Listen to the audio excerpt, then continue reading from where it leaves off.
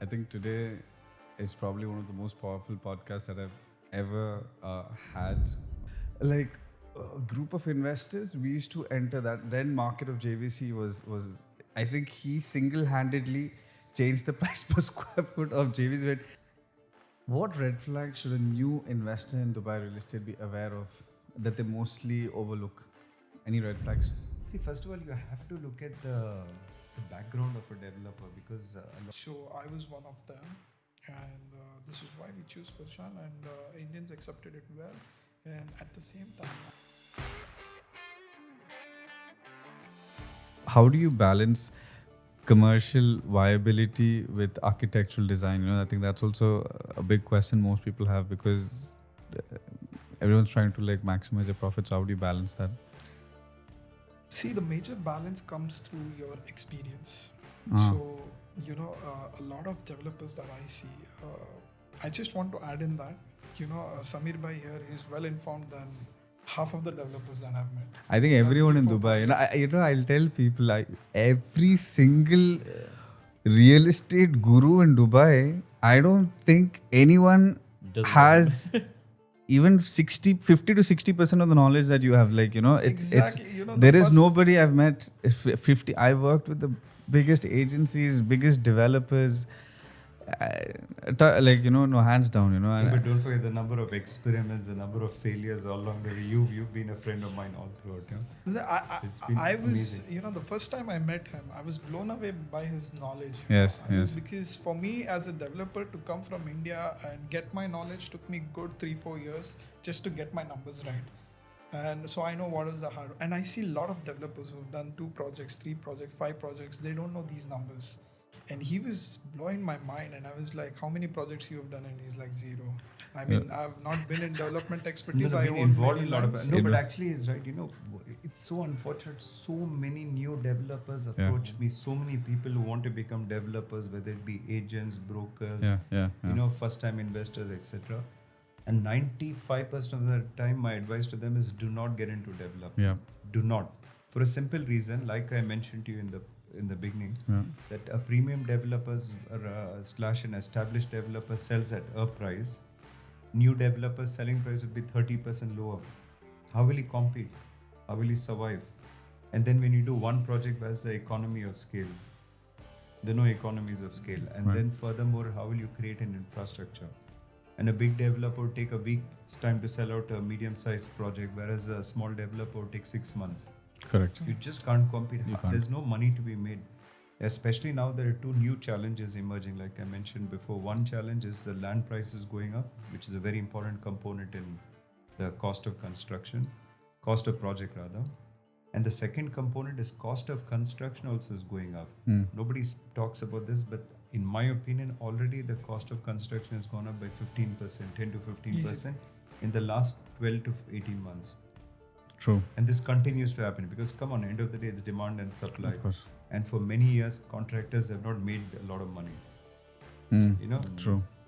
From 2014 to 18, a lot of contractors, I think half the contractors closed down in Dubai because the margins were too low. People are not paying. Some of the biggest names closed down. Some of the biggest names closed down. Exactly. Actually. Yeah. So if you put that today, a GFA cost is 250 per square foot, average GFA cost in a mid-segment area. Cost of construction, people forget, especially Indians come, they say that the cost of construction is 300, 350. What they don't realize is, yes, cost of construction could be in that range, but then the construction area can be 2 times in some cases. Effectively, you pay twice as much.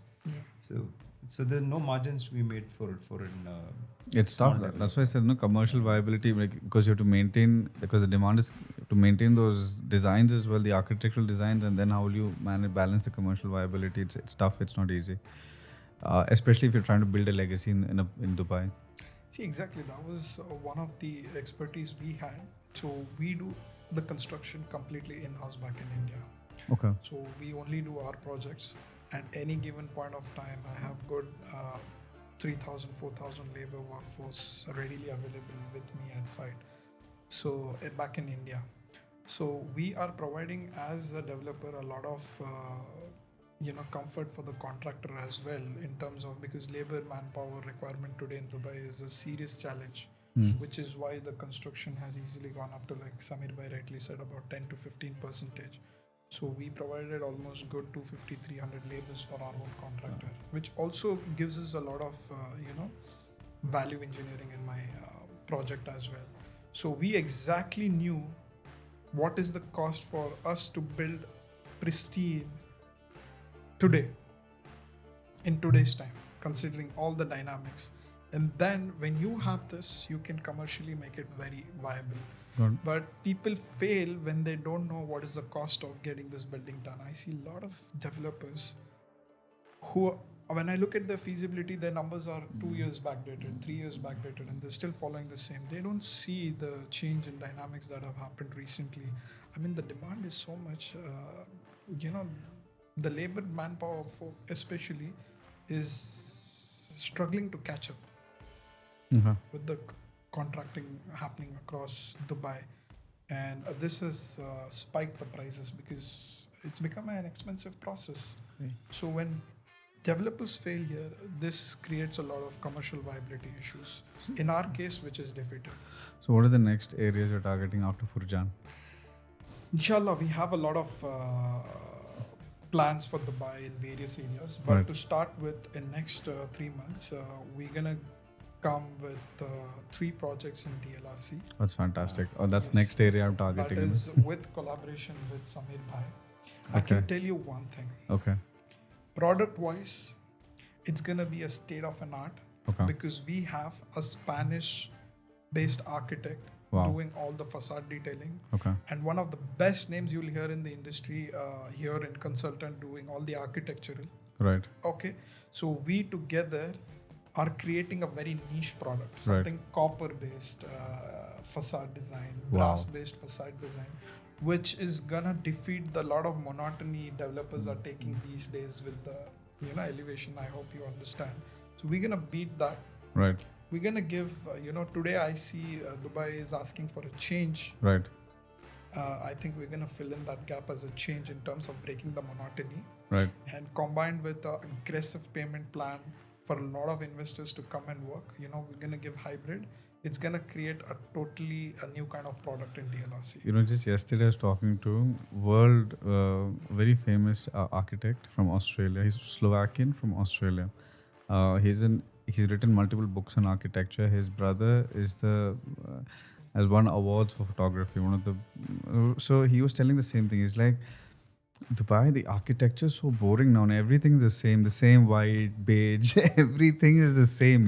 He's like, I want to bring some. So he was showing me some of the works that he has done, and this was amazing. You really hit on the spot because there is no soul, there is no character or soul to the projects. This is fantastic. Yeah, of course, I would not name the developer. Okay.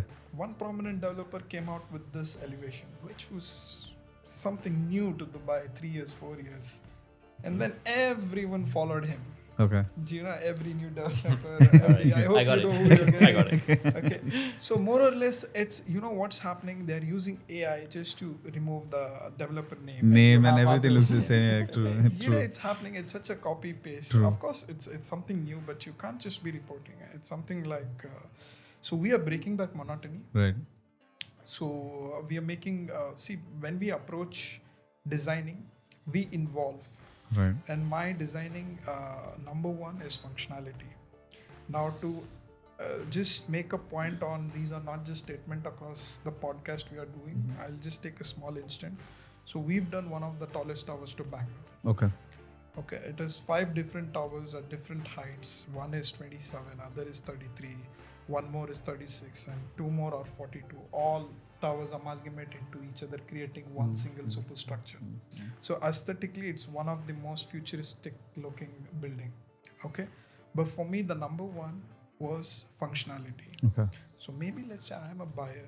If me, my wife, my kids, I'm not married though, we want to make that's also important point. Single billionaire in Dubai. So we want to wake up. The first thing I want to do is wake up in my house to the best lighting and ventilation.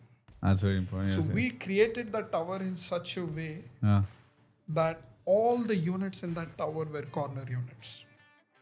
Not a single sandwich Oh wow, unit. that's amazing. That's amazing. It was a very hexagonal kind of a design we Right, did to right. achieve this outcome. Right. And then we come to the sentimental aspect, because India is a very Sentimental bias, true. So a lot of vastu numerology Correct, added. correct. So this has been our way of approach. So in DLRC, Okay. functionality, meeting the dynamic aesthetics, it is going to create a whole different product, because we have a team from Spain, Vietnam, Dubai, India, all working together, including Singapore, and his experience is coming as well, because I learn a lot from him. So he's been giving me some real input. So the product is going to be We all something have been different. learning a lot from him. No, it's just that don't forget in 2008 I was involved in a lot of projects. Unfortunately, there was a crisis, so the projects did not take off. But back then, we had 12 major projects, including an island in the world and towers on Sheikh Zayed Road. Yes, I yes, was yes. involved in a lot of projects, so I learned a lot from there. And then again, there was another run from 2011 to 14, where also we owned a lot of lands in JVC. Correct. So fortunately, unfortunately, I've been involved in a lot of projects, and then I got into this game of supplying lands to developers. Mm-hmm. And sometimes developers would kind of not get excited with the low density developments, etc. So Right. what I would do is get all the designs done, approvals done, and then I would make a deal with a developer. Right. So all in all, I reckon I probably have been involved in at least 60-70 projects in the last 20 years in Dubai, I don't think anyone has done as many projects as And you. I'm in sure there are Dubai. a lot of other experienced people. Right. But then I learned one thing is that sizes are very important. Ticket sizes are very important. Correct, Even correct. financially. Like for example, today if in a mid-segment area, a studio is selling for 700K, for example, you come out with this beautiful studio apartment, 50% larger than others, and then you want to charge $1 million dirham. And guess what? Nobody will buy it. It's not viable. Yeah. It's not viable. Because the moment you hit $1 million dirham mark, then clients think to themselves, why not go to Sheikh Zayed Road and buy, or why not come to Business Bay? It changes the whole Dynamic. dynamics. Exactly. One scenario, like for example, nowadays this is also trending. Recently I had a buyer. Actually, when he came to the office, I told you this buyer, he was from Microsoft Netherlands. Now he was representing. I'm meeting him today. He's here. He's in Yeah, town. he's coming at 3. Yeah. So he's You want to representing. take advance booking for a DLS No, project? no. Hear this out. Hear this. This is funny part. Okay, he is representing 26 Microsoft employees. Wow, that's So because they were like, instead of one person buying, let's get together as a club. And so I'm having two sets. One, I have Microsoft Netherlands. I'm dealing with Microsoft France also. so if someone comes like this, we can negotiate a better deal with you. We can sit down and negotiate. I need to understand one thing, Samir Bhai. Yeah. Like just for journal information. I know how we used to do the joint venture back in the days, but what is the model now? Well, the model is simple. Joint venture, from what I understand, is you basically put a land on the table and the developer develops it. And based on the valuation, now if your next question is what percentage is the landowner the- get, percentage would differ from area to area depending on the price of the land versus the sellable area. Correct. And your cost of construction, very important factor. But as time is going, the margins are dropping. Even development margins are dropping because land prices are Really significantly picking up. Cost of construction is going up.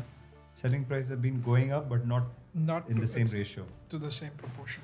No, I got into bit into villa refurbishment, picking up villas, refurbishing and selling it. But now because the villa prices have really increased, the margins reduced to like 15%, 20% max. We can't get more than that. It's very difficult to get. No, you're right. In fact, I bumped into another friend of mine who's an expert in this, and he was telling me, he says, I've stopped doing it now. Yeah, The I stopped. margins have, dropped significantly. Unless you're doing it in like Palm or Emirates or something, but meadows, golf estates, there's no point in.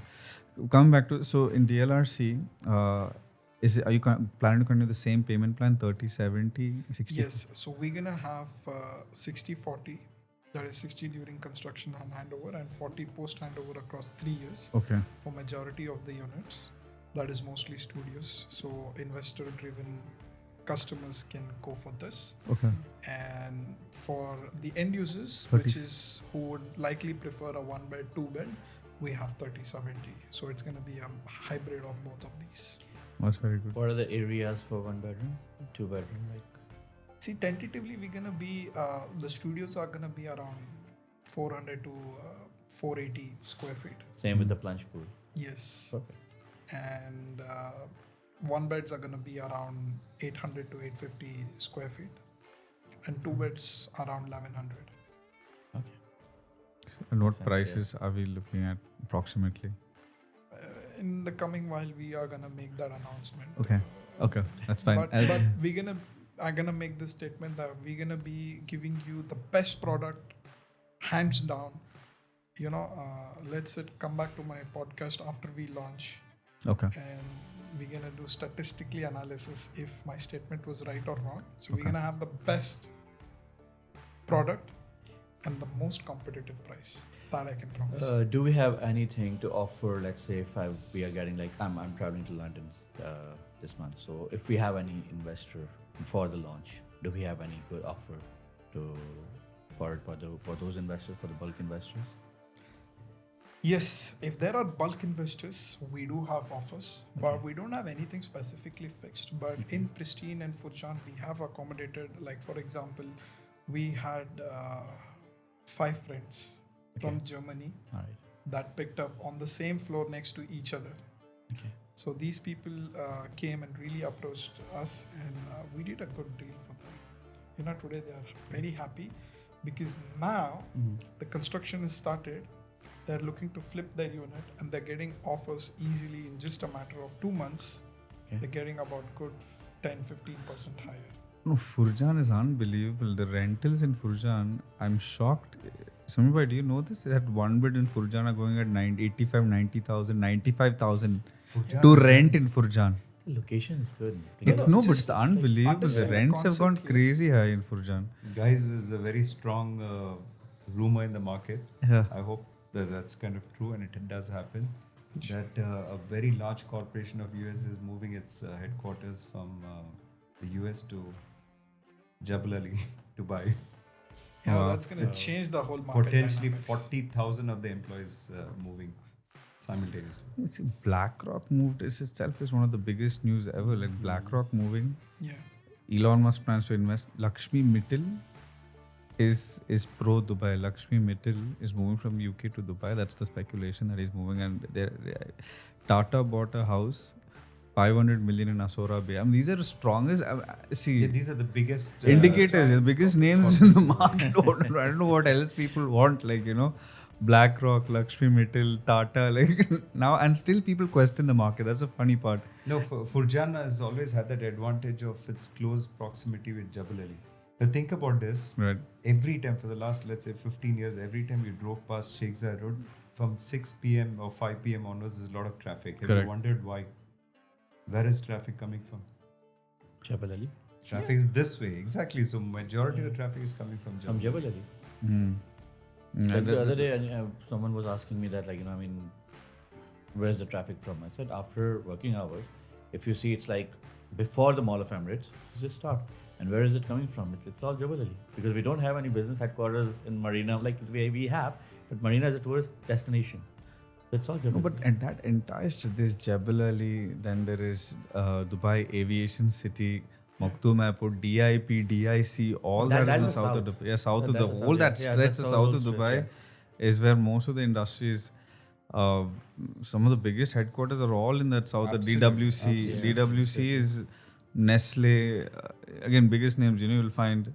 So because recently I spoke to some people into this entire aviation, the flying taxis and everything. So big German companies, American companies. The Dubai government has given it to some US companies. I don't mention names, but next year, 2026, will be flying taxis in There's Dubai. a lot of stuff happening with AI, etc. That's why I said AI? the excitement in Dubai is at all-time high. The only catch is Dubai is finishing. All the construction is Yes. completing. Plans are done. So for us, there's no lands. How do There's we no do lands. business? But the journey has been tremendous. And Now, after US, the biggest AI data centers coming in Abu Dhabi.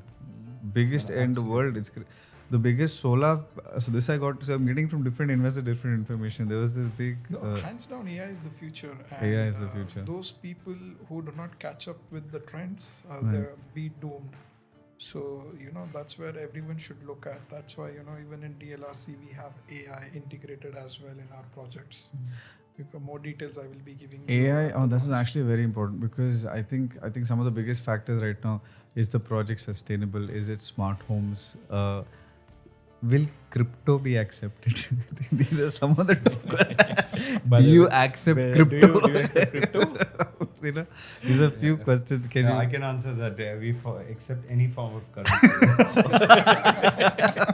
That's a very strong point. You know, Underlining, actually what happened please. the other day? No, you Yeah. know what happened the other day? Yeah. I was just driving around, and I get a call from one of my business partners. So Right. he said, "Samir, what are you doing?" I said, "I'm just driving around, nothing." Which is quite seldom. You Okay. get my point. So he tells me, he said, "I'm sitting with a bunch of investors having dinner. Why don't you join?" So I said, Okay. "Okay." So got into a conversation with one guy. I said, so his question was, he said, "Which areas are you going to, where have you bought lands?" I said, "Here or there."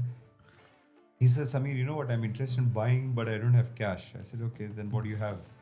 He said, "I've got gold." I said, "Are you serious?" He said, "Yes." So we made a deal. I picked up literally 4.5 kilos of gold and gave him 2 apartments. That's Samir. That is Samir by faith. That is Samir by faith. Like, no, Yeah, but why not? It's a currency, right? I'll tell It's you. more than a currency. It's more than a So there's a funny story regarding Samir Bhai. First time I'm meeting Samir Bhai, I think it was, the appointment was at 6:30 p.m. in the evening. So I had an interview with Palma Holdings and I got cleared. Okay, so that time Palma Holdings was very big. They're building this Infinity Tower and they had a lot of projects and everything. So I'm like, manager at Palma Holdings sorted. I'm meeting Samir Bhai and I think Samir Bhai was late that like 30 minutes or something, first time. I think that first meeting I was in that room, like 1 hour in that room, and I was completely like shocked. I've like his ability, like in one point to think about stocks, forex, real estate. Then crypto was not there, but it's like we spoke about everything. I'm like, I have to work for this person. I think till date that's the same situation. No, Till but there's another reason for not becoming a developer. You know what I realized? Actually, Yeah. God has given all of us gifts, right? We have different skill sets, etc. We need to recognize that and encash on that, basically. Correct, of course. Right. So for me, I realized I'm more of a number person, right? Correct. So I play with numbers in my mind. I can solve problems. So now that's what I do. Yeah, solve problems. paid a Beau- lot. Beautiful Let's give it mind. a quest. A lot.